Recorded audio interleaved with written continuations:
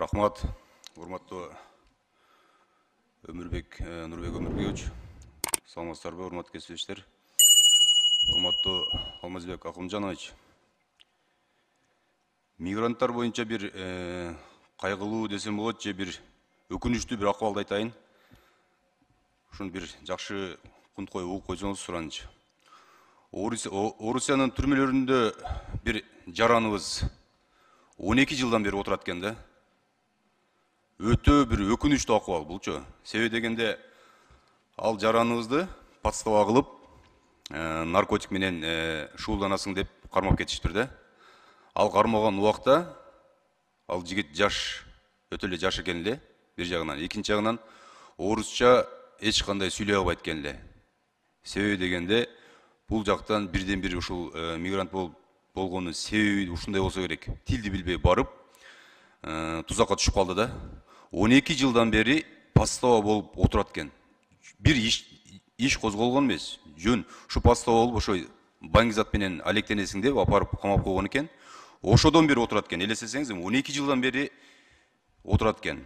Анын туугандары бул жака биздин прокуратуранын органына кайрылган, жыйынтык чыккан эмес. Эч кандай бир жыйынтык үнү жетпептир да. Мына ушундай жарандарыбызга, мигранттарыбызга биздин мамлекет көмөк көрсөтүш керек. Бир жардам беришибиз керек. Этап менен болсо дагы бул жака алып келип, үй шарты өтө оор экен, апасы оорукчан экен, азаттык чыгарган экен, ролик кылып чыгарган экен ушул жигиттин өмүр баяны боюнча. Андан кийин мага дагы бир тааныштарынан кат келип түштү.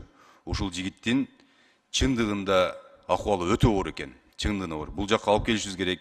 Этап менен кандай кылып бир мыйзамдаштырып алып келип, бул жакка алып келип, бул жакта эмести өткөрсө жакшы болот эле. Ушуга Нурбек Өмүрбекович протоколду тапшырма берип койсоңуз сураныч.